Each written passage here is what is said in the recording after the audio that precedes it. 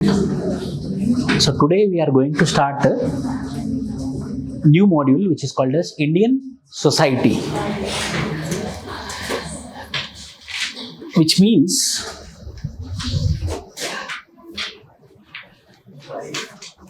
unit number 2, unit number 3, unit number 4 and unit number 5. This together constitute Indian society.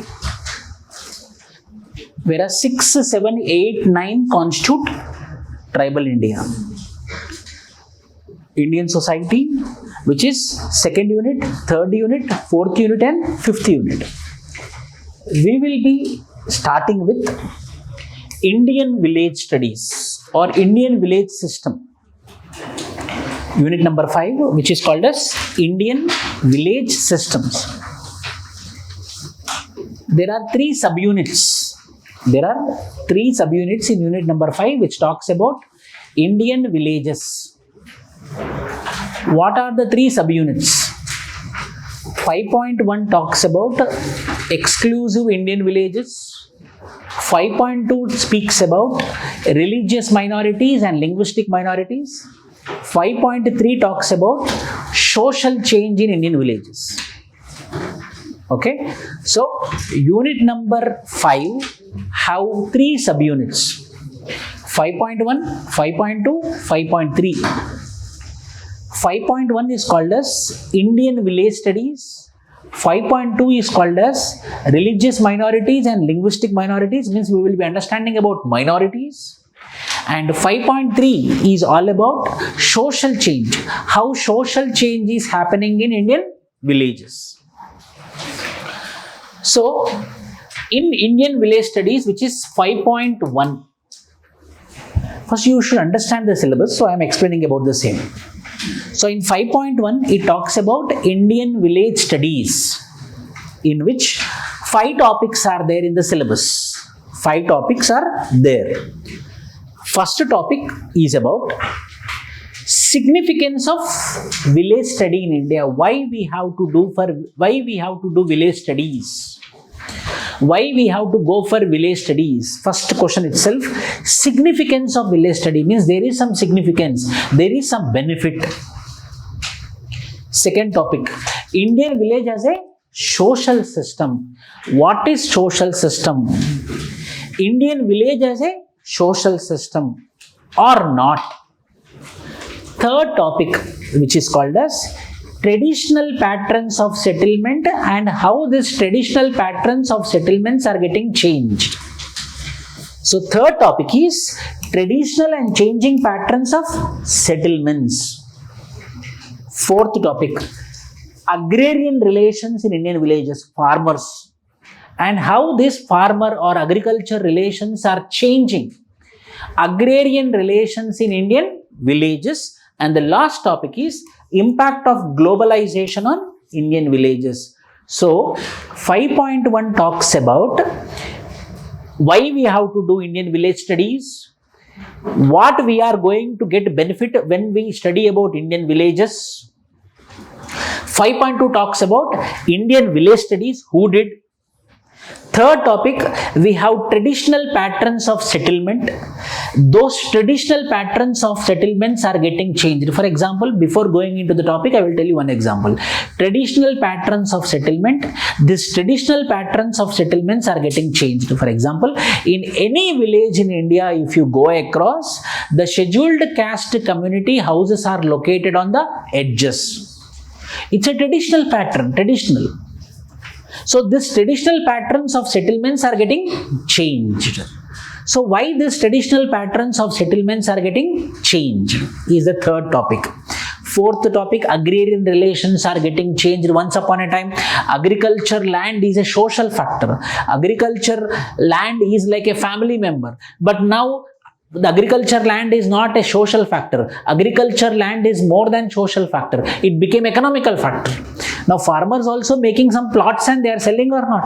Whether they are serious with agriculture land? No, they are not serious with agriculture land. So how this agrarian relations got changed? Corporate farming came. What is corporate farming? And the major fifth point, how the Indian villages got changed because of globalization. These are the topics which we are going to discuss in 5.1, which is called as Indian village studies. So fifth unit is all about Indian villages or Indian village studies. 5.1 we are going to discuss about Indian villages. So see how the Indian villages are there. See this man, how he is happily sleeping. He is unbothered. He is so much free from all huzz, buzz, everything. We had one goat is there, one cattle is there, a very good family is there. So we are going to understand about villages. Why we have to study about village? First, according to 2019 survey, National Family Survey, it was being found that today also, means 2019, 67% of Indian population is living in Indian village. Means what? 2/3 of the population are living in Indian village. It's not only majority, more than majority are living in Indian village. When more than majority are living in Indian village, then compulsory some significant factor will be there. So if I want to understand about what is the opinion of the class, whether if I get the opinion of the majority, that means I am getting the opinion of the class. And if I am getting the opinion of 2/3 of the people, that means I am getting absolute special majority opinion of the classroom. But because 2/3 of the people are giving assent to it, or 2/3 of the people are rejecting to it. So from this I can come to a conclusion. So if I want to study about India, if I want to know about India, if I want to know about social aspects of India, political aspects of India, economical aspects of India, cultural aspects of India, 2/3 of the people are located in Indian village. That means if I study about Indian village, that means I am studying about India. If I am studying about India means if I am studying about villages means I am studying about India. Why? Because 2/3 of the population are located in Indian village. So Indian village is not a place where people are living. It is more than that. It is ideology of India. It is a cultural factor of India. It's a social fabric of India. So that is the reason, if we are understanding about, if we want to understand about India, means we have to study about village. If we are understanding about village, means that means we are understanding about India. So in the process of understanding India, it can be colonial masters, it can be another country. If they want to come and rule in India, so first they have to understand whom? Villages. So in that particular process, the village studies are being started in India. Henry Maine is the first person who did Indian village studies in India by a British anthropologist. Henry Maine is a British anthropologist. Why he might studied? In 1857, when Sepoy revolt happened, then the British understood that now Indians are revolting. Indians are not accepting the dominance of colonial masters. When they are not accepting the dominance of colonial masters, then what I should do? Who are not accepting? Mainly the revolt is coming from village side. Mainly the revolt is coming from countryside. So if I want to dominate India, that means I have to dominate village. Then the funding was being given by the Britishers to study about Indian village. By this, village studies happened. So if I understand about village, if I understand about village and if I understand how to control village, and in the same format when I control all villages, that means I am controlling whom? India. So when they are doing Indian village studies, they understood that India is divided based upon caste. India is divided based upon religion.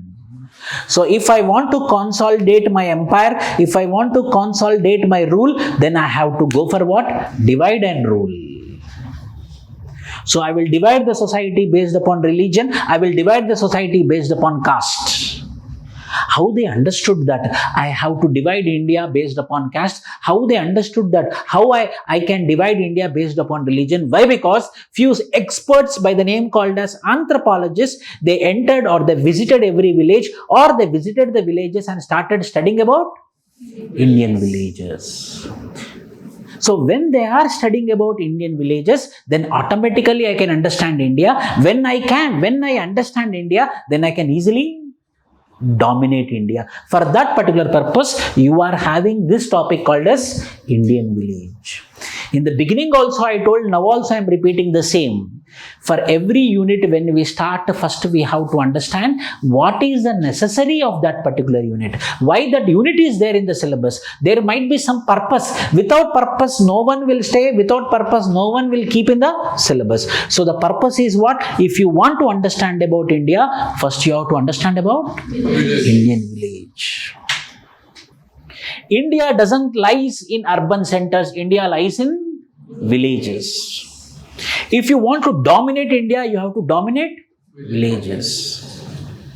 If you want to win India, means politically, if any political party want to win India, whether they have to focus on urban votes or whether they have to focus on village votes, you tell me. Village votes. Any political party which is winning the governments, any political party which is winning state governments or central governments, they are getting majority of the seats in urban centers or in rural centers. Rural centers. So they understood. So why the political parties all the times use that farmers. Because farmers are the part of villages, and these villages are the people who are compulsory, they are giving importance for voting. When anyone will focus upon software engineer. So it can be social setup, it can be political setup, it can be economical setup, it can be cultural setup. If we want to understand about India, first we need to understand about Indian village. For that purpose, we need to understand about Indian villages. So, society. First we need to understand about what is society. Why? Because we are going into what module? Indian society. So society, first you understand about society. Society is aggregation of people. Society is aggregation of people based upon some criteria. So we are Indian society. We are Indian society because we are Indians. We are having common customs. We are having common way of living. We are having Indianness. Or it can be any society. It can be a tribal society like Chenchu society. It can be a tribal society like Gond society. It can be Islamic society. Aggregate of people coming together based upon a criteria is called as society. Aggregate of people. This particular classroom is what? This particular classroom is Anthropology society. We all came together based upon one criteria which is called as Anthropology. So this classroom is an Anthropology society. We all now aggregate, we all are interrelated with each other. We all are interconnected with each other because of one common criteria. That common criteria is called as Anthropology. Hence this classroom can be called as what? Anthropology society. So in societies, there are two varieties of societies are there. One is called as homogeneous society, other is called as heterogeneous society.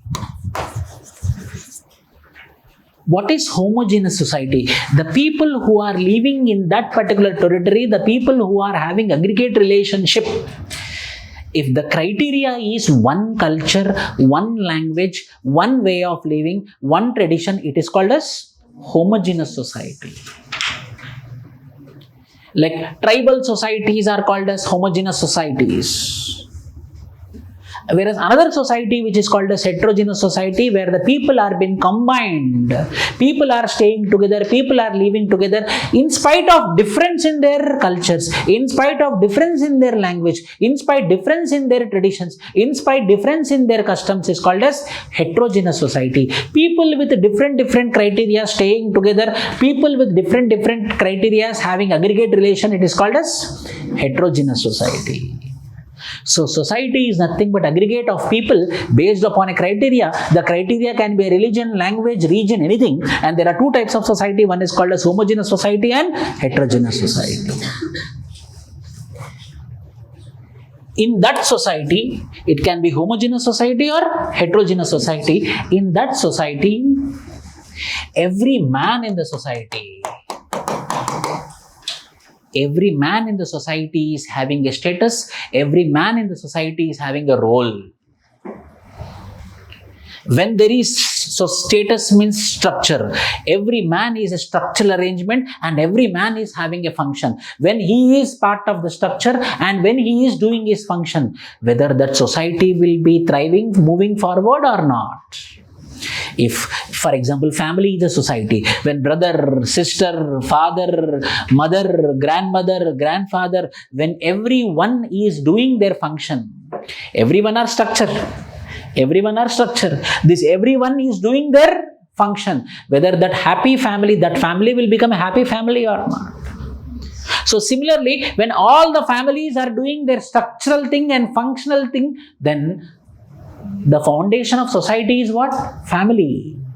So when every structure and function is performed by every individual in that particular society, that society will move on or the society will collapse. So society is nothing but aggregation of people whereby every individual is having his own status and every individual is also having his own role. Patra. Role means what? Function. So this combination of structure and function is called as society. So society whereby there will be, when we are studying about society, we will be understanding about their behaviors. We will be understanding about their institutions. For example, in our Indian society, we talk about Indian society. How people are behaving. Oh, if it is an Islamic society, we have to go for namaz, individual behavior. Institution, what type of marriages will be there. So society will tell us what are the individual behaviors and what are the roles of institutions. For every society, there will be purposeful behavior, there will be a purposeful institutions. So that complete combination is called as society. So, in the society is nothing but aggregation of all human relations based on some common characteristics. It can be what? Tradition, it can be norms, it can be values, it can be culture, it can be language, it can be religion, it can be any characteristics. A society can be homogeneous like Arab nations, a society can be heterogeneous like India, like USA. So there are two types of societies are there. One is homogeneous society, other is heterogeneous society.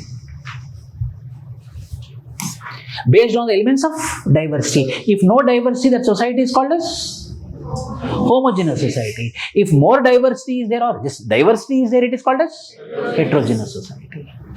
So diversity is the condition. If there is zero diversity, that particular society is called as homogeneous society. If diversity is there, it is called as heterogeneous society. Practically, today you tell me whether all this thing can tell me whether all the countries in India are homogeneous societies. Practically no well-developed society is a homogeneous society. Some form of diversity will be existing. For example, Saudi Arabia is a country which is formed upon the identity called as Bedouins. Originally, the Saudi Arabia country belongs to one particular community called as Bedouins, who have one identity, who follow one culture, who follow one religion. Now tell me, today also Saudi Arabia only Bedouins are there, only Islamic people are there, whether people from Kerala, whether the people from West Godavari, East Godavari, whether the people from Karimnagar, people from Uttar Pradesh, people from Punjab, whether they are not going for Saudi Arabia, they are going. So today, no well-developed society will be homogeneous. If we want to be developed, it should be heterogeneous. Because compulsory, a person is skilled, he might be from another religion. A person is knowledgeable, he might be from another language. A person is so much good at technology, he might be from other country. Compulsory, if I want to develop, I have to take all this people. So 100% homogeneous society is impossible in today's society. 100% homogeneous society is impossible in today's society if we want to be developed. Why? Because today's norm is what? Today's objective is what? Development. So if development is inevitable, what is inevitable? Diversity is inevitable. So in today's society, if any society is aspiring to be developed, it is no more homogeneous, but it is heterogeneous. Practically no well-developed society across the world can be called homogeneous, as some form of difference exists. Some or the other form of difference will be exist. Society is a web of relationships.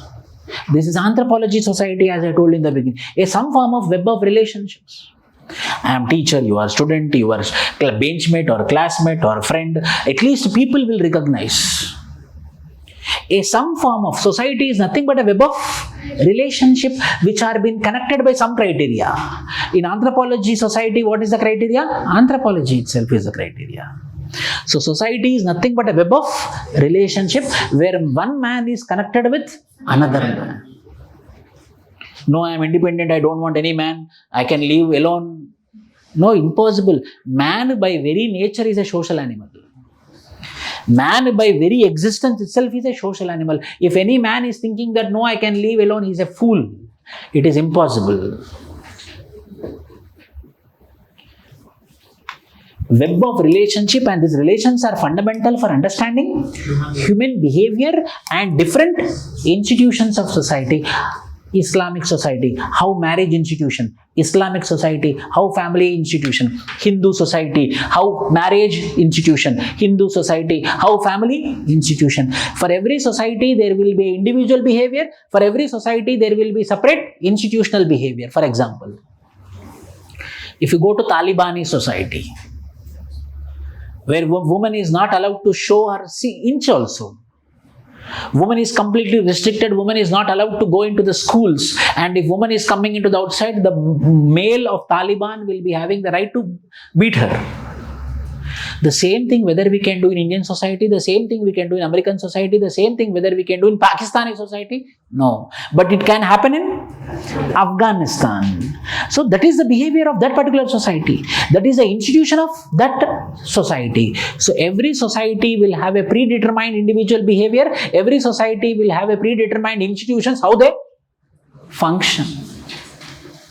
Avalane untai, ivi ilane untai. So every society will have their own behaviors. Every society will have their own institutions. Whether a Muslim man will be marrying according to Hindu institution, whether a Hindu man will be marrying according to marriage institution of Islam, no, he will be marrying according to his institution, he will be marrying according to his institutions. So every society will be determining what is the individual behavior, what is institution's role or how they have to be. Auguste Comte, the father of sociology, society as a social organism possessing a harmony between structure and function. So she is a structure, she is a structure, he is a structure, he is a structure. Every individual is a structure. If this anthropology society need to have a harmony, if one person is making noise, whether the anthropology society can be in harmony. If one person is making noise there, whether we can be in harmony, whether the complete anthropology society will be disturbed or not. So it is a harmony between the structure and function. Every individual is important and every individual have the function to be performed. So every man, both together, there is a harmony between structure and function in the society. One individual is a terrorist, whether the society will be hampered or not. So it can be one person also. That one person is also very important in the society according to Auguste Comte. A society can be successful when there is a proper harmony between the structures and functions. Means what? Indirectly, Auguste Comte is telling that every individual is important and every individual is having a function in the society. 10 children are there. The youngest one is rowdy. Only youngest one, no problem. Whether we can keep quiet. Osama bin Laden, 19th child. He created ruckus. He created ruckus in the world. 19th child. So in the society there is each, and he is telling that there is a harmony between structure and function. Rural society is a reflection of Indian society. When we aspire to study Indian society, as I told you, means we need to understand village society. If you want to understand about Indian society, you have to understand about village society. Hence, village studies are inevitable to understand India. So first we understood society, then we understood Indian society. So if you want to understand about Indian society, you have to understand village society. So I'm forming a sequence. First we understood society. Then the next target is understanding Indian society. So if you want to understand about Indian society, what you have to understand? Village society.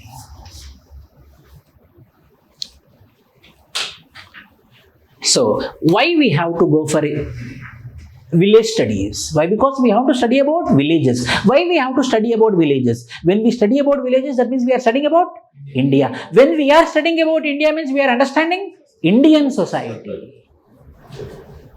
Our motto is what? What is our objective? Indian society. So in order to understand Indian society, there is a need to study about village society. In spite of urbanization, globalization, modernization, transport and communication, in 2011 also, 67% of the population lives in villages. Means 2/3 of the population of India is living in villages.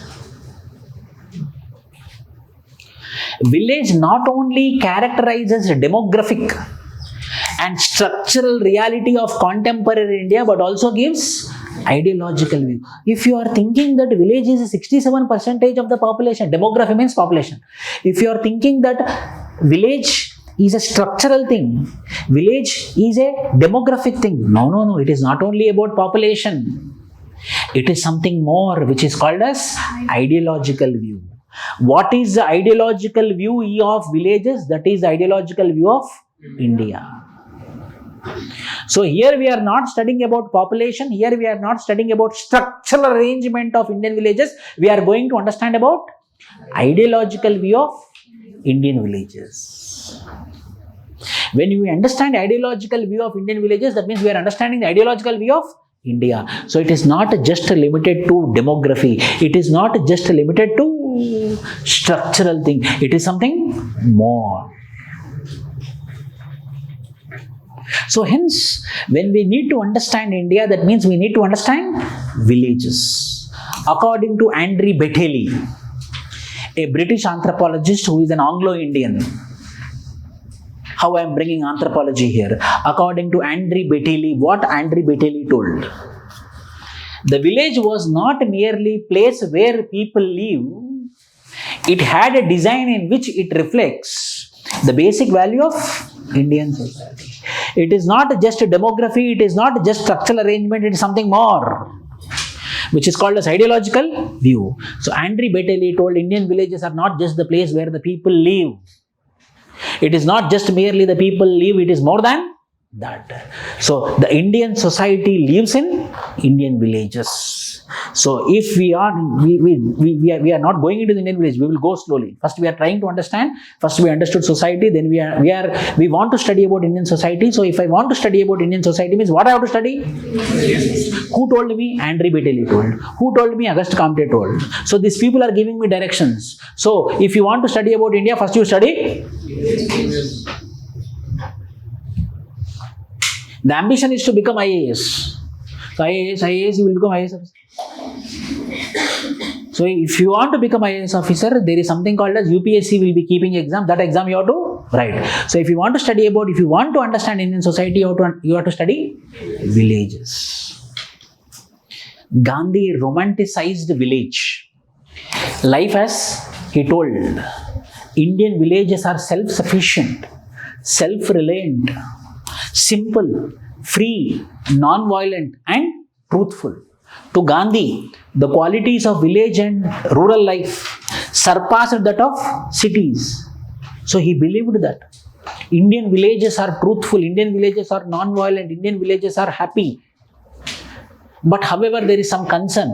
Urban centers are growing quicker than villages. So there is a need for a level playing field between Indian villages and urban centers. But however, he had a view, a romantic view. What is a romantic view? That Indian villages are free. Indian villages are non-violent. Indian villages are what? Truthful. Indian villages are what? Sympathetic. See, we will take the popular views. So this is one of the view of Gandhi. Need to study Indian village. Oh, this is what the Indian villages are. Why we need to study Indian villages? First one, to understand the trajectory of social system in India. What is the trajectory of social system in India? Sir, what is social system, sir? First you tell me. USA social system is how many blacks are there, how many whites are there, how many Indian migrants are there. So, understanding their population, what is their behavior, it is called as social system of USA. Similarly, what is the trajectory of Indian social system? Means what? How many people are living in rural India? How many people are living in urban India? How many are Muslims? How many are linguistic minorities? How many are Hindus? How they live? How they interact with each other? How they cooperate? How they coordinate? It's called as social system. So, if you want to understand about India, we need to understand about the social trajectory of villages. Oh, so the social trajectory of social system in India, if you want to know, we have to go for village studies. It's an analytical and methodological study to understand India. Analytical study. Oh, like this is the behavior of voters. For example, if I want to contest elections. So, in my constituency, majority are rural, villages are there. 90% of the voters are from villages. So, in my constituency, majority are rural, the villages are there. So, I have to focus on only 10% people are living in urban center. Most of the people will live in urban centers. Yes, sir, nowadays. The leaders will be living in urban center. They will go and visit their villages. This is the thing which happens. So, if I live in urban center and if I donate my time completely to the urban center, whether I will win?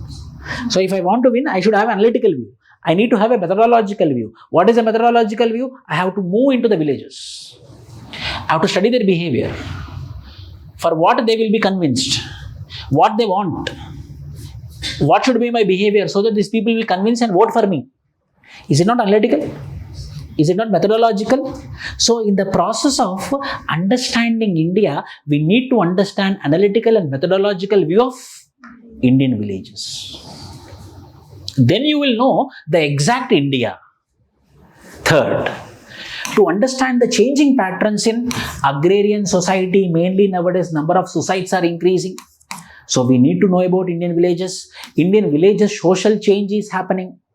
What are the factors which are, this point is not there right now.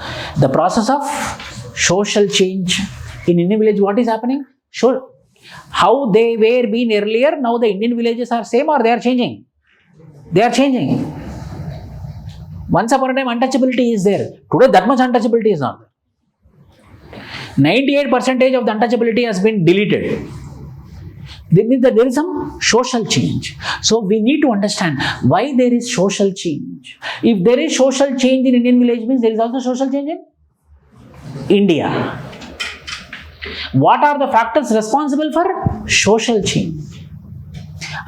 Untouchability was been there. My father used to discuss about untouchability, but when I went to Indian village, there is no untouchability. Oh, that means society got changed. Then what question will come on your mind? So, my father told untouchability is there, but I went to Indian village, untouchability is not there. In books also I read untouchability is there, but in reality untouchability is not there. Means untouchability got deleted. So, why untouchability got deleted? There might be some factors. So, what are the factors which are responsible for social change? Oh, these are the factors which are responsible for social change, because of which the Indian villages got changed. If Indian villages got changed means India changed. So, in order to understand this, Not only to know about India, in order to understand the agrarian crisis, why farmers are committing suicide, why there is social change, and to know the behavior of the people, and to understand the trajectory of social system of India, we have to go for village studies. So there is a need for village studies. So before going into the village studies, we need to understand the views of the great personalities of India. What are their views? What they thought? Yes, are opinions. We need to know the opinions. We can take the opinions of anthropologists, but these people are greater than anthropologists. They are the freedom fighters. They are the images of India. They are the responsible for today's India. It can be Gandhi, it can be Ambedkar, it can be Nehru. So now I am trying to understand. If you want to understand about the UPSC pattern, you will go near ranker, topper, or a senior faculty. Their opinions will be final. Why? Because they have experience into it. Similarly, these people have experience on India. Why? Because they run a very big program called as what? Freedom Movement. They run a very big program which is called as Freedom Movement. He ran a very big program which is called as Social Reformer. So obviously they will be having very good first-hand information. So what is their view? According to Mahatma Gandhi, India is nothing but Indian villages. Indian village people are good people. Indian villages are non-violent, truthful. India is nothing but Indian villages, according to Gandhi. Whereas according to Nehru, Indian villages are backward. Indian villages are ruthless. We should not be ruralization, we have to go for urbanization. This is the view of Nehru. Whereas Ambedkar, Indian village is nothing but a machine which is running the caste system. Why? Because caste system is more prevalent in urban centers or rural centers? Rural centers. So he had a negative view, Ambedkar. This caste system is more prevalent in Indian villages. So there should not be any village system according to. So these are the three views. So what is the view of M.K. Gandhi? Is what? Village is essentially core of Indian civilization. Gandhi advocated for a romantic, idealistic version of villages. He aimed for a revival of Indian villages. Those Indian villages should be again revived. Means Indian villages are good. When it is good, then only we will revive, no? Then what is the view of Nehru? Village is a symbol of backwardness. Unlike Gandhi, Nehru did not argue for revival of villages. He asked for annihilation of villages. Everywhere there should be urbanization according to Nehru. Whereas, according to Ambedkar, village is idea where inequality is institutionalized because of caste oppression. Why? Because he himself is a sufferer. Because he himself is a victim. For him, village is a working plant of Hindu social order. Where this Hindu social order is happening? In a plant. Where is that plant? Village. So this inequalities, this discrimination should be reduced, means where there is a need for reform? Villages. So, means indirectly, you can write there, Mahatma Gandhi is for revival, Nehru is for removal, and Ambedkar is for reformer. So Ambedkar want reforming Indian villages, whereas Nehru want removal of Indian villages, whereas Gandhi want revival. So outsider, when I am seeing, oh, I want to study about Indian society, these many things are there. So there is something called as caste, where one popular personality is telling that there is a need for reformer. The first Prime Minister of India is telling that removal, whereas the father of the nation is telling that it is revival. Three different opinions, three contrary opinions. That is the reason India is called as contrary country. India is not simple, India is very complex. Different opinions, different societies, different dimensions, different diversities. This is also one factor which proves that India is not a simple society. India is a complexes. Several views, several opinions. Only with village, 3 great personalities told: revival, removal, reformer. Oh, we understood this. The knowledge produced and classified in Indian village study facilitates control over the vast, complex, diverse social, economic, political world of. So, from this village studies, when this need is continuing, what is the topic? Village. Need to study the need is continuing. Fourth is what? The knowledge which I got from the village study will help me to know about social, political, economical, cultural of India. So then obviously you have to study what? Villages. It can be the trajectory of social system. It can be the agrarian crisis. It can be analytical, methodological understanding of Indian village. It can be the social change. It can be the view of 3 people. Different views are there. Whether there is something which is disturbance in my mind, Mahatma Gandhi told this, Nehru told this, Ambedkar told this. Why there is difference in their opinion? Wait, I will study. Then they studied. If not, these great personalities will have only one opinion. But they don't have one opinion. They have different opinion. So there might be something fishy. If there is something fishy, we feel interest to study it. Hence, we are going for village study. And it is continuing. What is that? This information, which is produced through village, will help me to understand India properly. Mainly American and few British anthropologists came after 1857 revolt. We have to continue the power in British. We have to continue the power in India. These people started rebellion. These people started asking for independence. They are naming it as first independence. The first war of independence they named for Sipai Revolt 1857. So now we have to again control the Indians. So first I want to control Indians means I have to learn more. So hence they had started studying British anthropologists and American anthropologists started studying about Indian villages, and they named the Indian villages as investigative modalities. They are doing what? Investigation. They are doing what? Research. So that I will know India better. When I know India better, whether I can dominate better.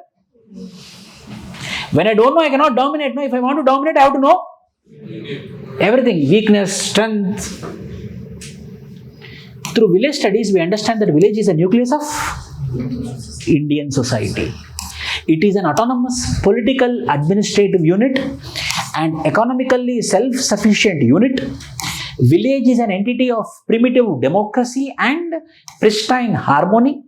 Problems of villagers like housing, education, health, and land consolidation was studied extensively. So I understood that Indian villages are primitive democracies. When I got independence, 1950, 1960, I'm talking about. Is it not primitive democracy? The big man of the village used to be the ruler. The compulsory election started from 1993, no. 1992, 73rd Constitutional Amendment Act, it got implemented from 1993. So there was no elections till 1993. Why? Because constitutionality, the compulsory election started from 1993. So before that, who are the rulers of the village? Primitive form. Big man, or Dora, or Patel, or Jat, or Rajput, or headman, they used to rule the villages. So when headman is ruling the village without an election, is it not called as primitive democracy? Primitive democracy, pristine harmony, what is their social setup, what is their economical setup, these all things we will be knowing when we do village studies.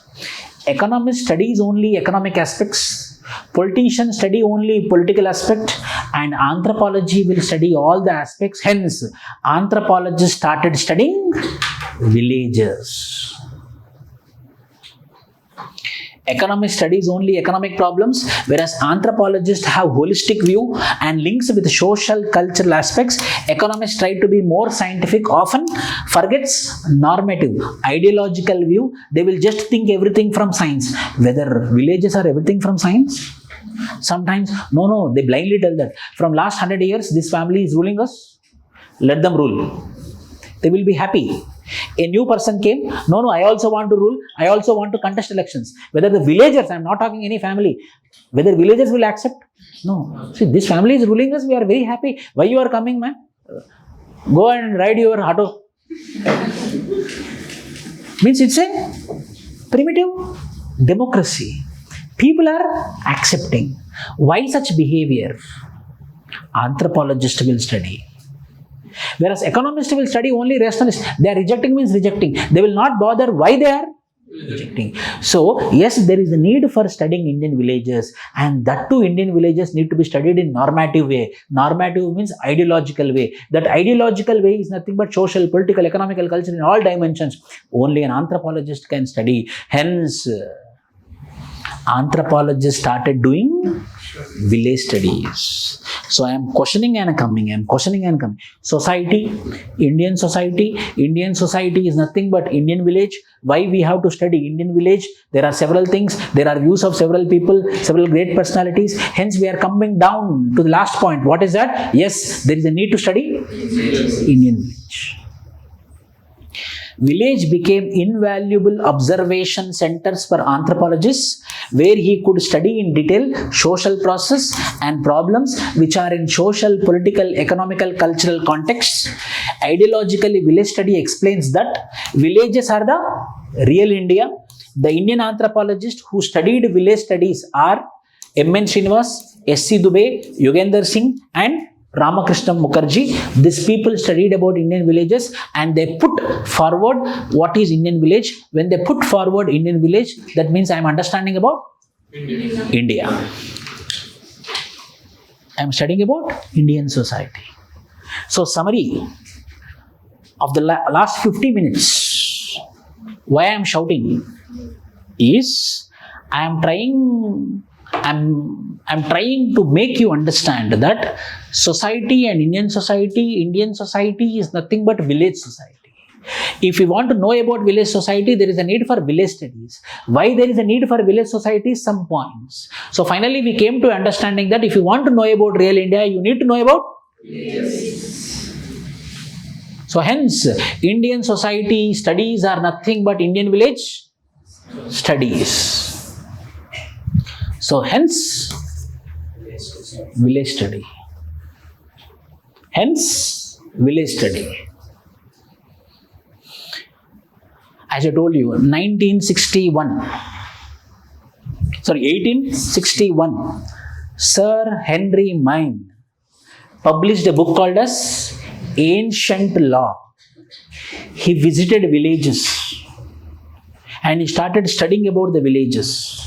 Then he understood that the agriculture lands are not on individual names, the agriculture lands are on community names.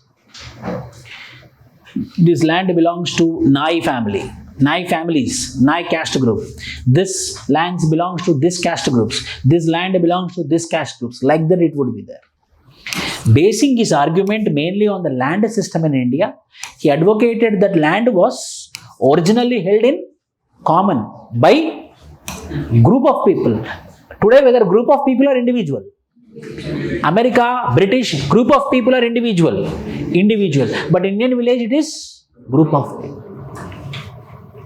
Then again he further studied. Then another book came, Village Communities in East and West. Same person, Henry Mine, in 1871, after 10 years. A more complete study of Indian village was depicted in his book called as Village Study Communities in East and West.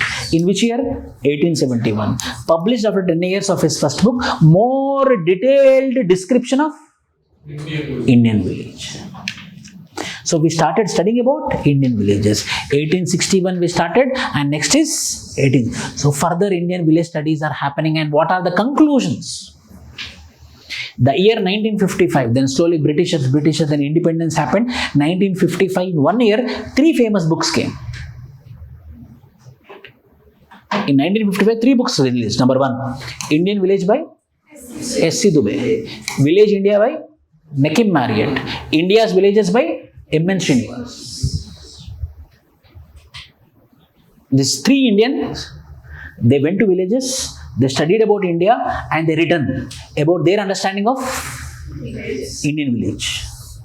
If we understand about Indian village means we are understanding about,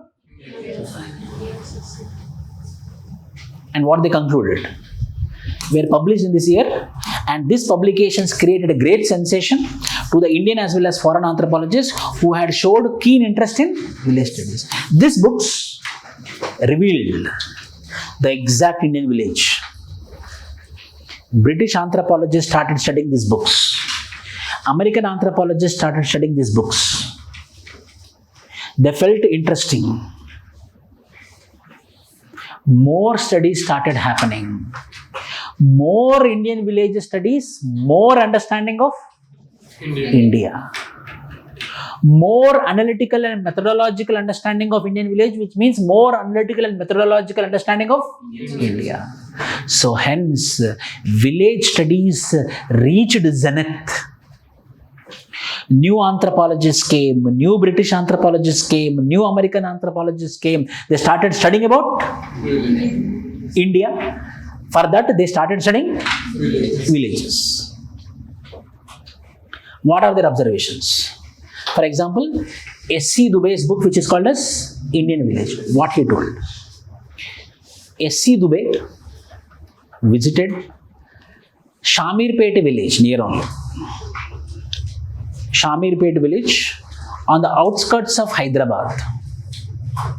In 1950s, he visited the Shamirpet village and studied the Shamirpet village there. And he written in the book Indian Village. And for the first time he told to the world, there is something called as dominant caste in Indian village. There is one particular caste group who will be dominating the Indian village. Indian resources, Indian people, that village. That particular dominant caste in that particular village will be dominating that villagers, will be dominating that village resources, will be using that village resources according to their wish. They will be dominating, they will be discriminating, they will be exploiting the villagers. And villagers silently accepting the domination. It created wonder among Britishers. It created wonder among Americans. If one family, 4 or 5 people are dominating 4,000 people or 5 or 2,000 people or 1,000 people in a village, how it is possible and how they are accepting it? That is the concept of dominant caste which is there in Indian village. Told by whom? S.C. Dubey. S.C. Dubey in his book Indian Village is the first of its kind in anthropological research which described a complete picture of Indian village life. The study is based on the field inquiry conducted in a South Indian village called as Shamirpet. He depicts an integrated and a comprehensive picture of the village describing the historical, geographical and sociological perspective of village life. Continue, write one point. He mainly studied about dominant caste. He mainly studied about dominant caste.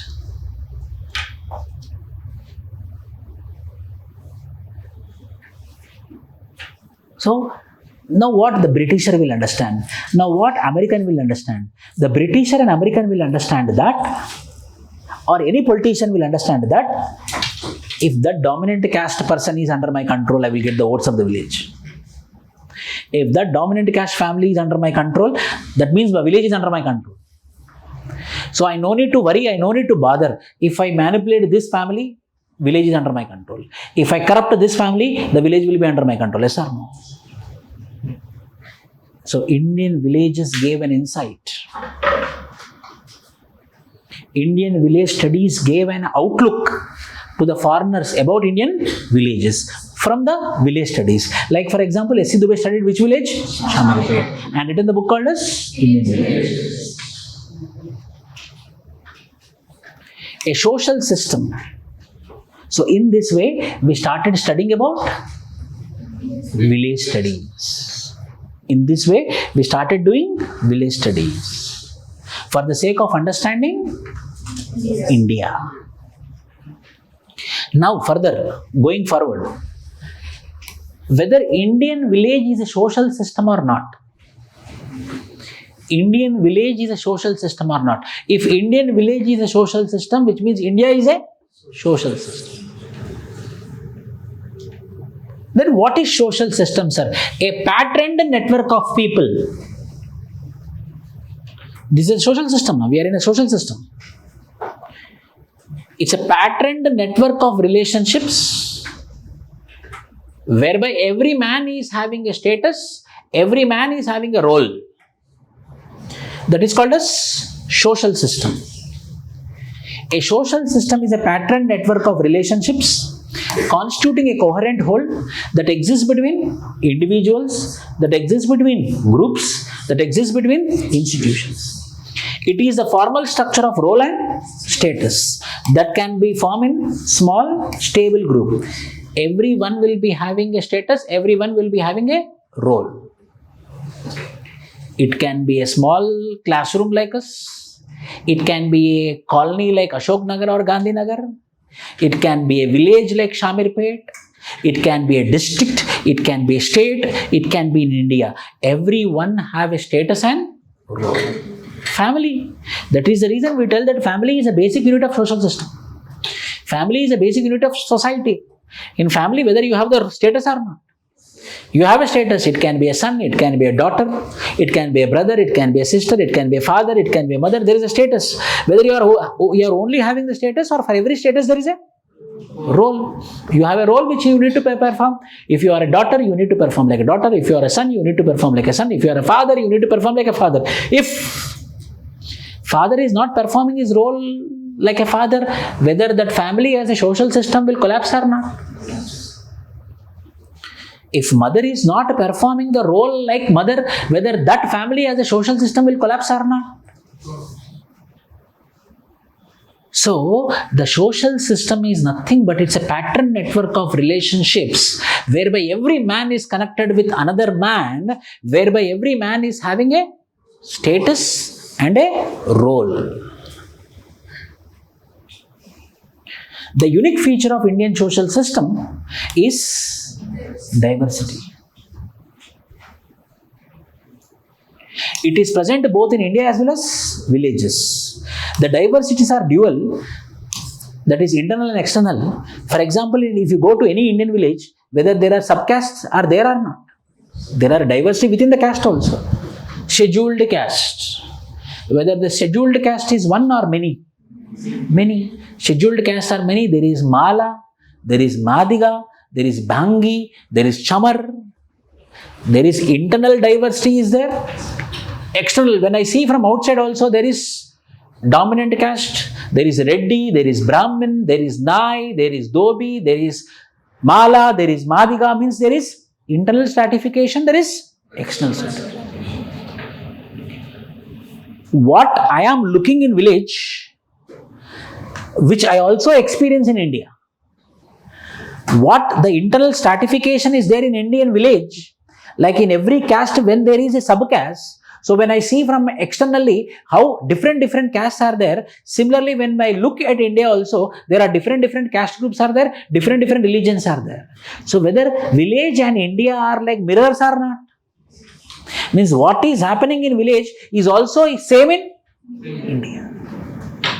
How the stratification is there in Indian village internally and externally, similar stratification is there in India or not. So from this, whether we can tell that, yes, India is a mirror image of village. India is a social system, means village is also a social system. Hence proved.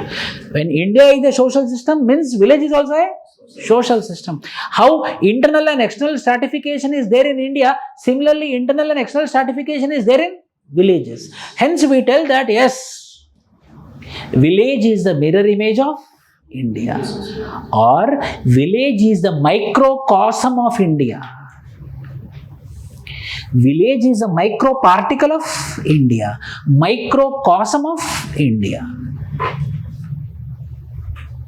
Social system may be described as an arrangement of social interactions based on social norms or shared norms and values. Individual constitute it and each has status and function to perform within it. So every man will be having a status, every man will be having a function. Andrew Bettelli explains that self-sufficient village concept, but in reality it is not entirely true. Andrew Bettelli told, Indian village is self-sufficient, but one thing you have to remember, Andrew Bettelli told, yes sir, Indian villages are self-sufficient, but in reality they are not self-sufficient. One village will be depending on another village. One village will be depending on another village. In the starting, what Gandhi told?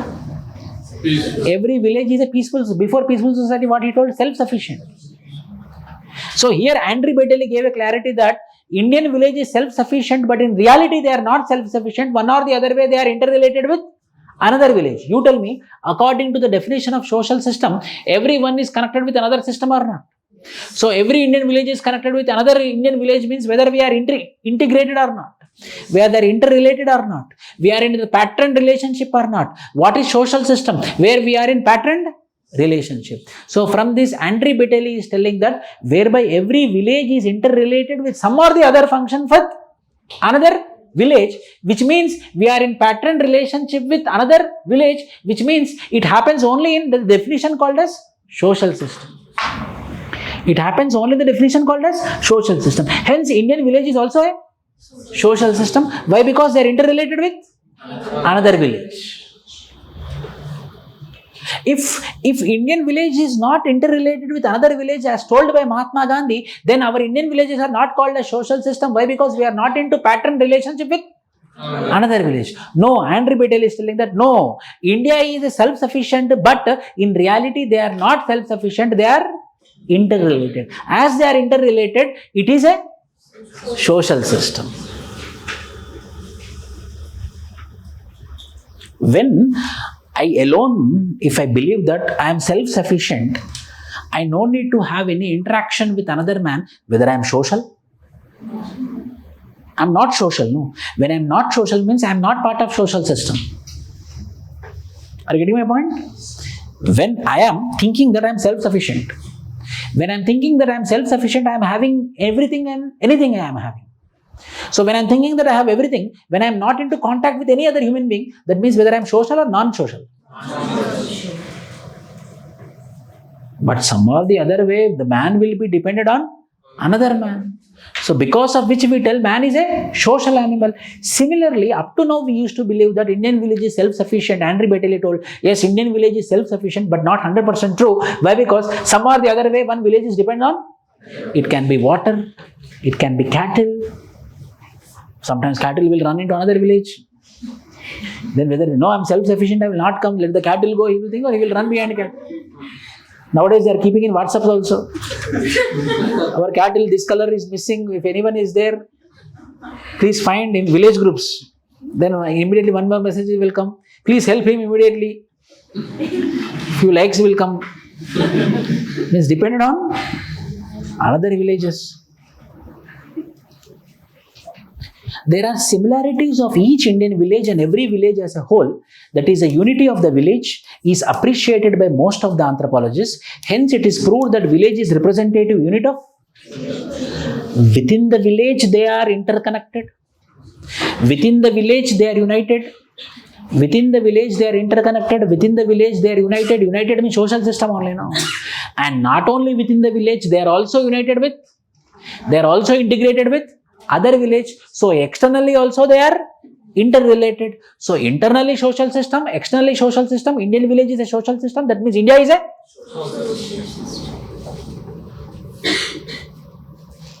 From this we are telling that yes, Indian society is a social system.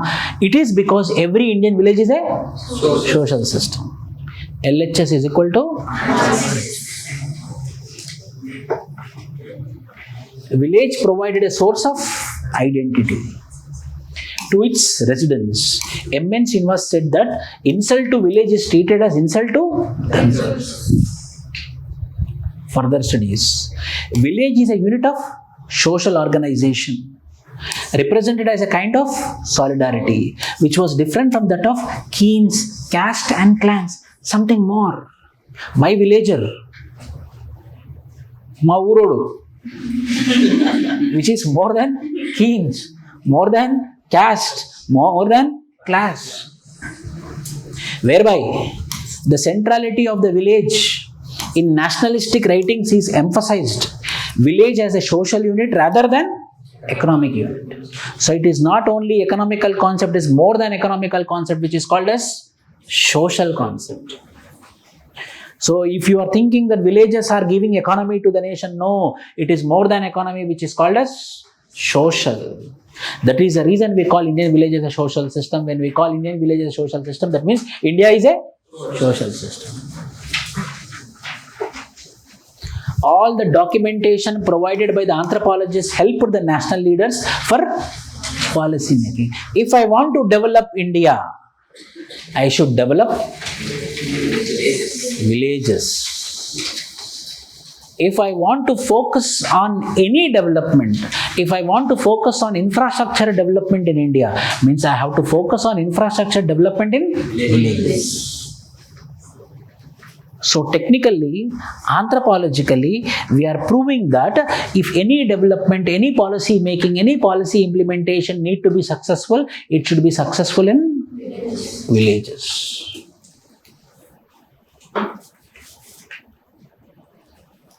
When we are proving Indian village as Indian social system, we realize that role of village studies conducted by anthropologists is of immense help in understanding the dedicated social fabric of Indian villages. When we understood about Indian villages, that means we are indirectly understanding about India.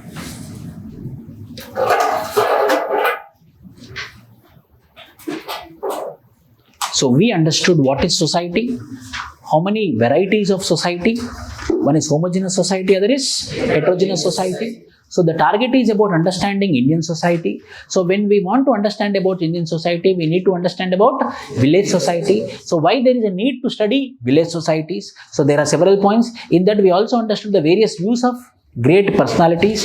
Then we understood that yes, there is a need to study Indian villages. Then what are Indian villages? Studies happened mainly 1960, 1861, 1971, 1955. For example, we took S.C. Dubey, what he studied. So from that studies we understood analytical methodological understanding of Indian village. When we understood Indian village, that means we are understanding Indian society. Whether Indian village is a social system or not, social system is nothing but a pattern network of relationship. Similarly, in every village, it can be the relationship among the villagers or it can be the relationship with other religions. Hence, from this, we can come to a conclusion that Indian village is a social system, which means India is also a social system. So, this Indian village studies which we did is helping us in policy making, in policy implementation, so that if we want to develop India, we need to develop. So, this theory, complete theory for 1 hour 15 minutes which I explained is to prove that if we need to develop India, we need to develop. So technically, theoretically, anthropologically, we got proved it. So Indian village studies are inevitable to understand India. To know about, yes, next. For your understanding, I told to dominate. Where I told dominate, nowhere is there. For your understanding, next. To know the diversities, yes. To develop. So with this all purpose, so what are the village studies happened? First 1861, Henry Maine. What is the book name? Ancient Law. Then 1871. Village communities in East and West, 1871. Then 1955, Indian village studies, India's villages. S.C. Dubey, became Marriott, M.N. Srinivas. Then we took what S.C. Dubey studied. S.C. Dubey understood social, political, economical aspects of the village. Mainly focused on Shamirpet village, focused on dominant caste concept. Then British anthropologists and American anthropologists named village studies as investigative modalities. Indian village is a social system. If Indian village is a social system, then India is a social system. Any doubts? Clear everyone? Holistic view. Quality content for essay as well. Yes, so Yash. To get a holistic view. Okay? Any doubts? Tell me.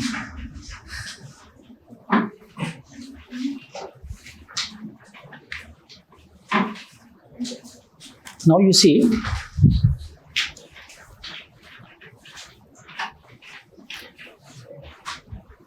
so the question will be very simple. What is the significance of village studies? What is the need to do village studies? Indian village is a social system. You need to understand technically, so I explained this much. The questions will be very simple. What is the need for village studies? What are the initial village studies happened in India? And how village studies will help in understanding India better. Indian village as a social system. This is important, which is called as traditional patterns of settlements. Settlements means housings. How the settlements are there. How the housing patterns are there. Traditionally, these traditional patterns of settlements are getting changed. Changed patterns of settlements. Yes or no? So first, what are traditional patterns? We will understand. The first traditional pattern is linear pattern of settlement. Linear pattern of settlement. Second is circular pattern of settlement. Third is rectangular pattern. Fourth is nucleotide. So there are 4 patterns of settlements traditionally. Linear pattern.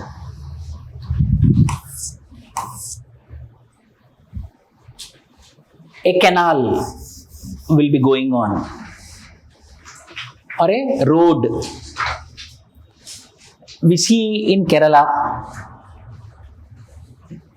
whereby a road will be there, houses will be either side.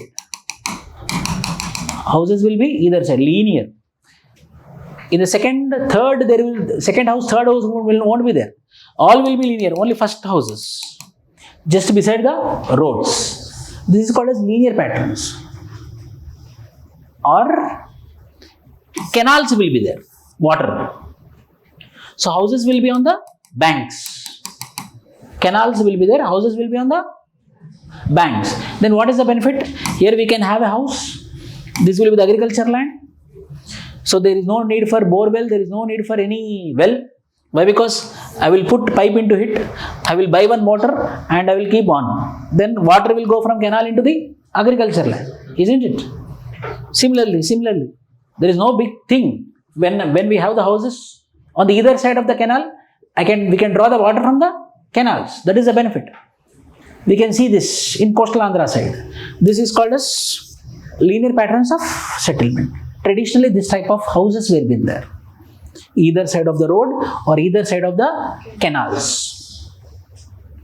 Second, circular patterns of settlement. Tamil Nadu, where in center there will be a temple, koil, and the houses will be around the temple. Tamil movies, if you see, there will be one temple, around the temple houses will be there. Or there will be one sacred pond surrounded by houses. It is called as circular patterns. Or in some villages, the center will be dominant caste house and all the houses will be encircled it. It is called as circular pattern. Mainly Tamil Nadu, where all the houses, all the settlements will be surround of temple. That is called as circular patterns. Rectangular patterns. Bypass, a road will go on and all the houses will be here.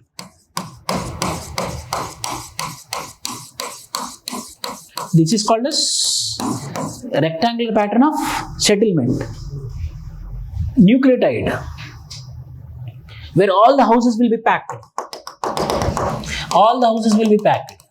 All the houses will be packed. It's called as nucleotide. So traditionally, these are the 4 types of settlements which are there in Indian villages. One is called as linear pattern of settlement, second is called as rectangular pattern of settlement, circular pattern of settlement, and now this pattern of settlements, traditional pattern of settlements are getting changed. How it is getting changed? It can be education, it can be globalization, it can be employment. How it is changing? Apartment cultures came. Apartment cultures came, whereby once upon a time a SC who used to live outside, now the same SC is living in the apartment. Once upon a time, the houses, or when there is a co-well, when there is houses, now there are government schemes like Bhagiratha scheme, which is providing what? Tap water, drink tap water. Now every house is having tap water. Now there is no necessity that my house should be here only. My house can be anywhere.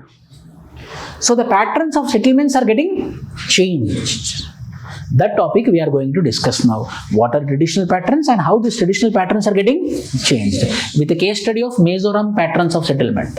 How the settlement patterns are there in Mizoram. So, already I used 2019 fact. So now I am using 2011 fact. You have to remember in your answer, one answer. If you use one example, again you should not use the same example. In one answer, if you use one fact, one data, again you should not use the same data. The data and the example should not be repeated. So according to 2011 census, 72% of the population is living in villages. According to 2019 National Family Health Survey, how many people are living in Indian villages? 67. Within 8 years, 5% people went to urban areas. How many patterns are there? Linear, circular, rectangular, linear are established on the basis of rivers, canals, road. There is little to physically demarcate.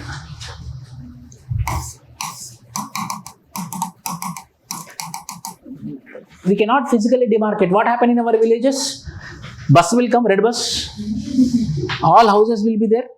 Or suddenly houses will be visible, or village is coming. Then again the bus will cross the village. Then again abandoned place, nothing will be there. Up to 4-5 kilometers, suddenly all houses will be there. That means villages come. But in linear villages, what will happen? In linear villages, where the village starts, where the village ends, we cannot identify in Kerala villages. Why? Because all the houses will be on the either side of villages. Physically demarcate where one village ends and one village starts. Konkan villages, villages near Ganges, Bengal, and in Kerala. This is called as linear pattern of settlement. Second pattern of settlement, which is called as circular pattern of settlement. See, all are living in a circle. Circular pattern of settlement. The temples or lakes are surrounded by the settlements. The temple will be the center and the houses will be surrounded by it. For example, Tamil Nadu villages. Rectangular patterns. Houses are located based on the center of the village, mainly at crossroads. Example, Maharashtrian villages. Nucleotide or clustered. Tight cluster of houses is surrounded by agriculture field. This one cluster, agriculture land. This cluster, agriculture land. This cluster, agriculture. Means the 10 houses will be living like a nucleotide, like a cluster. Agriculture field will be there. Houses will be living like a cluster. Agriculture field will be there. So 4 patterns of settlement. One is called as linear, circular, rectangular, and these are traditional patterns of settlement.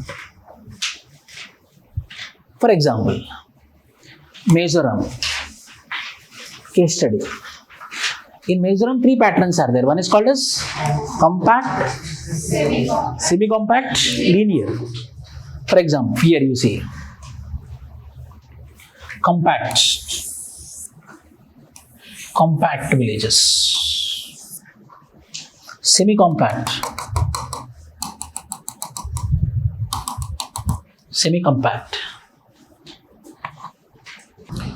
compact, semi-compact and linear patterns of settlement. Where? In Mizoram. Oh, so a technical study which is done by Ministry of Housing. This has been taken from Ministry of Housing website. So Ministry of Housing has done a study how the settlements are there. They understood that there is compact, there is semi-compact, there is linear. This is canals. This is canal. So three are there. One is compact, semi-compact and linear. First, if we want to understand why such traditional patterns of settlements are there and why these traditional patterns of settlements are getting changed, we have to understand caste system. You know better than me. You tell me. You ask your parents whether in village caste people will be living in one street or different streets. One caste people will be living in one street. This street belongs to this caste, this area belongs to this caste, this area belongs to this caste. Scheduled caste belongs to this particular area, Nai people belongs to this caste, BCs will be living this side, dominant caste people will be living in this caste. So if we want to understand the settlements, we also need to understand about, if we want to understand about settlement patterns, we need to also understand about caste system. So, for analyzing inter-caste relations, caste first we have to understand how many varieties of castes are there. Three varieties of castes are there. One is clean caste, which is called as upper caste, Brahman, Rajput, Kastas and Jats. Whereas unclean castes are Dobi, Nai, etc.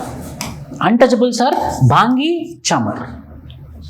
So, in the process of understanding the inter-caste relations, four characteristics will be there. One is called as commensal relation, other is called as varietal relation, other is called as occupational relation, other is called as social relations. First, commensal relations means how we eat. You tell me, in our traditional Indian village, whether SC and upper caste and BC will be sitting together, traditionally, not today's village, traditional Indian village. SC will be sitting outside, dominant caste person will be sitting inside. For example, a temple construction happened and Annadan or some food giving program was been there. Whether SC and upper caste and BCs will be eating together? No. The upper caste people will be eating in the premises of the temple, BCs will be eating somewhere around and SCs will be eating somewhere outside. So, by seeing the commensal relations also, we will understand how the intercaste relations are there.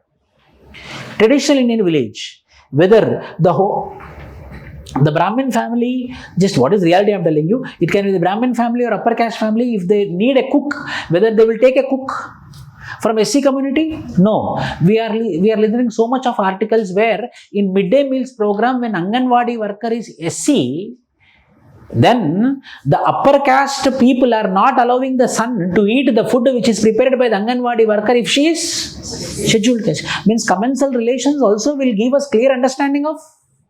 In our Indian village also, if you go to a village and if SC person is coming and eating, the people will not act, the family members will not accept. That means commensal relations very clearly explains us, and it will be very visible to understand how the caste relations are there. So, in order to understand the caste relations, inter-caste relations, we will be analyzing from four characteristics. First one is what? Commensal relations. D.N. Majumdar studied how the caste people eat together and the water. They take water only from limited caste in the village of Mohana near Lucknow. This person did a village study where? In Mohana village, and he just like the didn't told that people will be not eating the food which is been given by the lower caste, just randomly he didn't told. The upper caste will not take the water given by the lower caste, randomly he didn't told. He did village study. He studied which village? Mohana village near Lucknow, and he noticed with his eyes where the upper caste people are not eating the food which is given by lower caste. Not the food, at least. So, means from commensal relations we can understand how the caste relations are there. When we understand the caste relations, we understand settlement patterns. Thakur will not take water from Ahir. Ahir means SC, but allows them to clean the used Your duty is only to wash the utensils. You are not allowed to give me water to drink. But these people are forgetting that when they are washing also, they are touching the same utensils. The sitting patterns in ceremonies in times of lunch, dinner varies per case to case with respect to their caste. Higher caste sitting in the center of the village or house or the temple. Vocational caste groups means BCs sitting outside the house, and untouchables will be sitting at the backyard. Ask your parents after the class, they will tell yes, 100%. Commensal relations. So for eating or taking water only not allowed, then how they will allow their house to be in between their houses? How they will allow their settlement to be in between their houses? That means the settlement patterns is determined by their intercaste relations. To understand intercaste relations, 4 characteristics we are understanding. First one is commensal relations. Second one is marital relations. At least we can eat food. Intercaste marriage means raktapatam, jargalsindi, honor killings. The only solution for intercaste marriage is go and kill both of them. Intercaste marriages. Both young and old people express themselves as not being against intercaste marriages, but in reality, but in practice, when their case comes, they are against. A study conducted by Professor Kuppuswamy had found that 60% of students responded in favor of intercaste marriages in the school level, in the college level, but in reality, no one did. So, intercaste marriage is also one characteristic which is explaining intercaste relations. Accordingly, settlements pattern. Accordingly, settlement patterns. House are, see, just you be practical. When houses are near, the contact will be easy. When the houses are near, the contact is easy. When the contact is easy, connection will be easy. So, if the connection should not be there, there should not be contact. Contact should not be there means settlement should be. So, intercaste marriages, marital relations, occupational relations. You don't worry about this. I will be explaining in detail in 3.2. This is one end of our topic. It is there in your syllabus. Jajimani system slowly degenerated and led to occupational mobility due to land reforms, green revolution and modern markets. What? Caste-based occupations are there or not? Caste-based nai, dhobi, toddy tapper, blacksmith, goldsmith, carpenter, weaver, caste-based occupations. In Indian village, traditional Indian village, if a nai go for other occupation, the Indian village will not accept. Indian village means who? People will not accept. Nai himself will not accept. My families will not. Our occupation is this. You have to do only this occupation. So, occupation relations is also one of the characteristics to understand intercaste relations. 4. The hierarchy which was rigid became flexible through the process of Sanskritization and Westernization. Brahmins lost the dominance and intermediary castes like Reddy, Kamma, Lingayat, etc. becoming dominant. So there is some changes we are observing. Accordingly, there is change in settlement patterns. So in order to understand the settlement patterns, we have to understand caste relations. In order to understand caste relations, we have to analyze from 4 characteristics. Number 1, commensal, marital, occupational, social relations. However, we observe intercaste conflicts because of one caste attempt to dominate other, barriers in mobility and in achieving political power, competition for economic opportunities and by acquiring symbols of high status. There is what? Intercaste conflict. We can observe there are changes in village settlements, intercaste relations due to modern ideas. The concept of caste in villages is degenerating but not disappearing because caste became a debate of political factor. Hence, we can conclude that caste will continue in the So caste is degenerating but not disappearing. Caste is not visible but it is invisible, which is inside. We will talk, finally, what is your caste? So it is not directly visible. Accordingly, settlement patterns. Hence, the settlement patterns are also getting changed. Indian society implicitly represents village society. Rural life is characterized by direct relationship of people to nature. Both have coherent relationship with each other. Traditional village settlements mostly are based upon family relation, kinship relation, caste relation and class relation.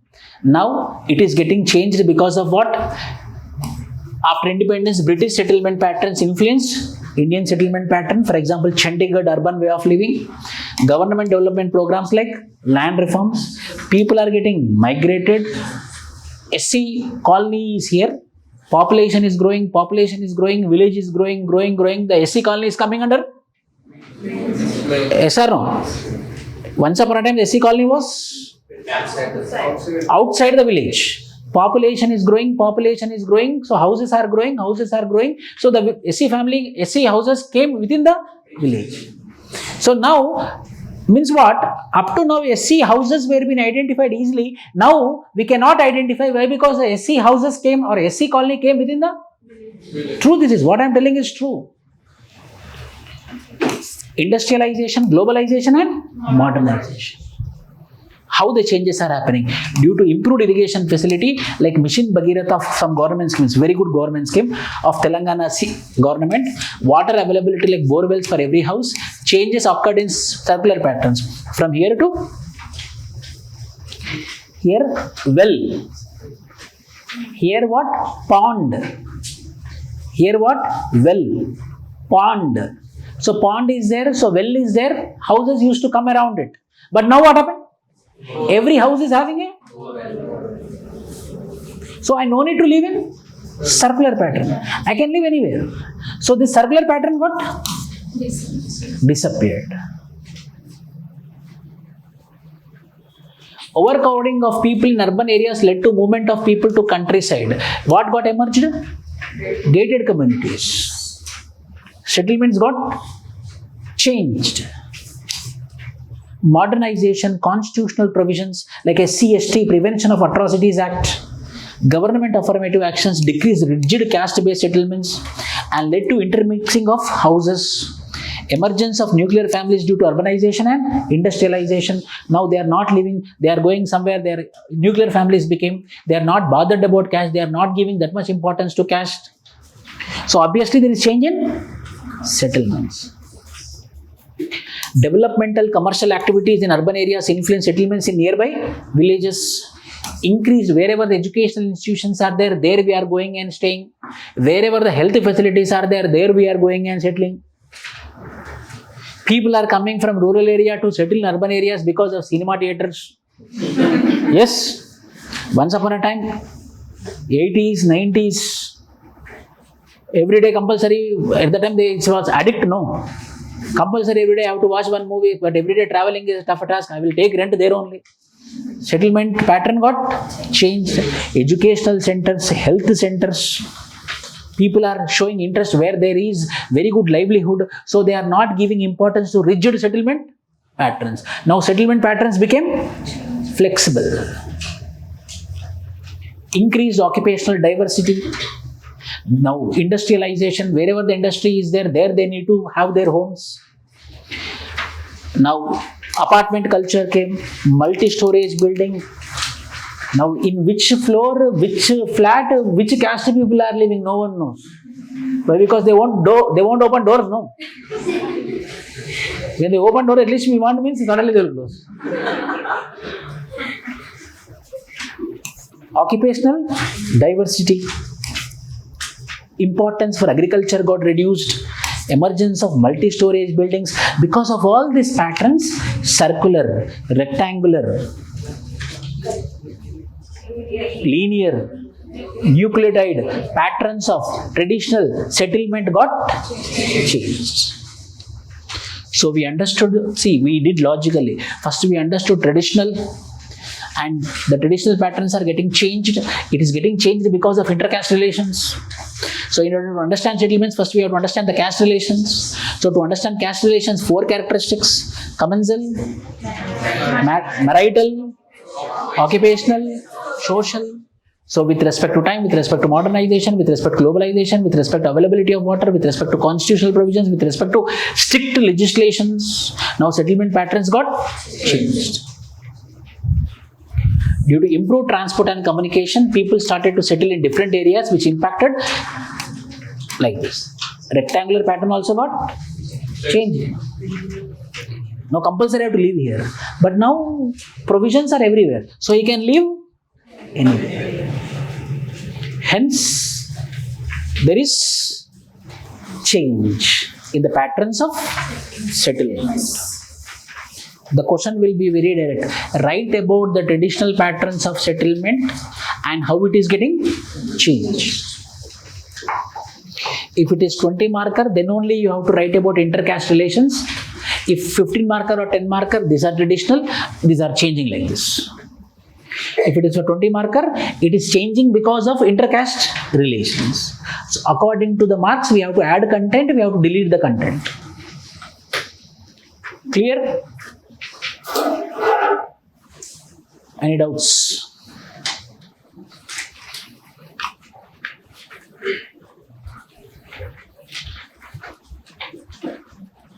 Conclusion should be, yes, the traditional patterns of settlement got changed in Indian villages, but however, it is not completely eliminated. Which one? Traditional patterns of settlement. It is still continuing. We can see in urban centers also, whereby the houses are given rent only to their caste communities. So it is degenerated but not disappeared. It is degenerated but not disappeared. Sir?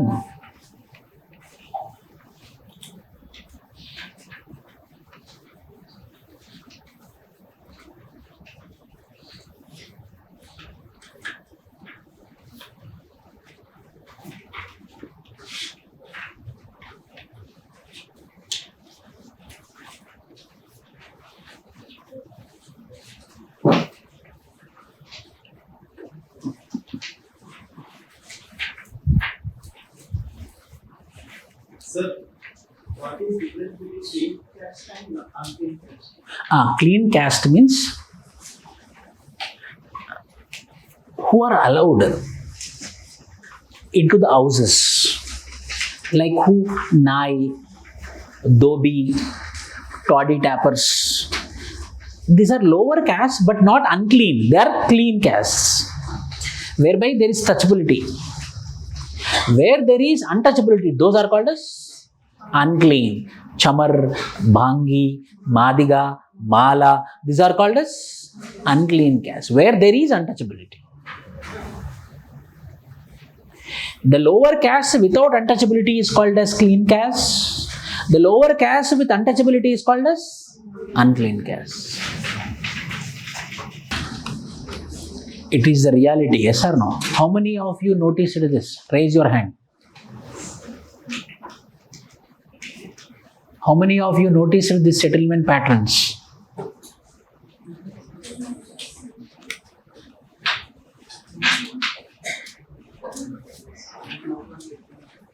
It is there in Indian villages. Any random village you go, you will see it. There is not a single village which escaped caste system. There is not a single village which escaped caste system. When it doesn't escape caste system, means obviously it will not escape settlement pattern. Write down today's question.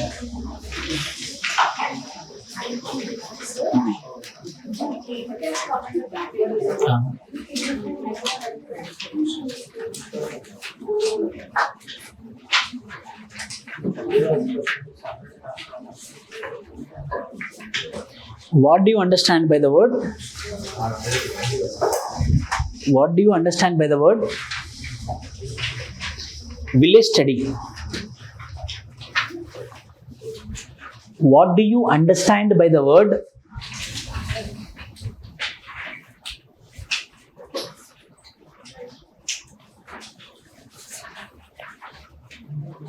What do you understand by the word village study? And how it is impacting government policies? Evaluate. How it is impacting government policies? Evaluate.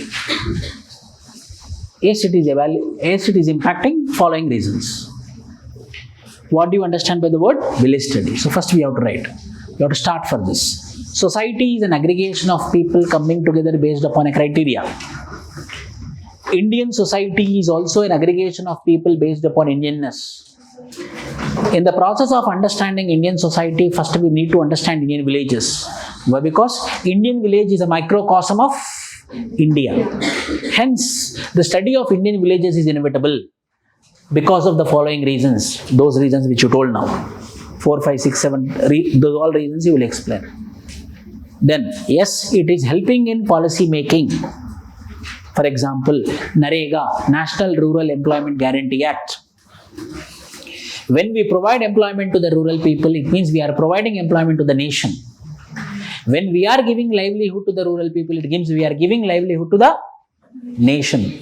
That is the reason the government scheme called as National Rural Employment Guarantee Act came into existence.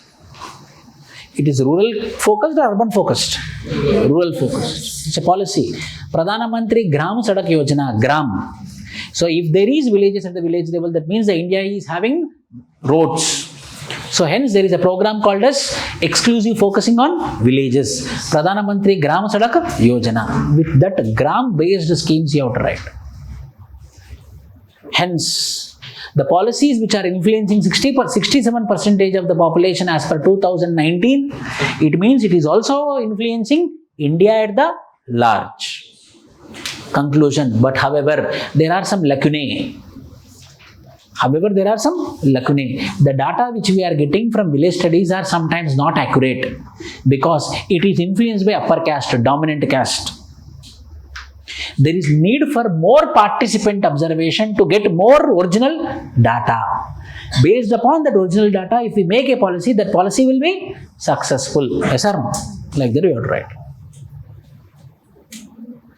The more participation we have to go, means bureaucrats should go into the villages, study by participating with them, then they get original data, and with that data, if they make the policy, then that policy will be inclusive, sustainable, doable. Okay? 15 marks, 3 pages. Unclean, then untouchables. Then what happened? Shudras are called as, understand this. Anyhow, I will explain in 3.2 again. Shudras are called as unclean. In that Shudras, untouchables are called as Ati Shudras. So in our language, BCs are called as clean caste. Shudras are called as unclean caste. Ati Shudras who are barely untouchable are called as untouchables. Okay? Thank you.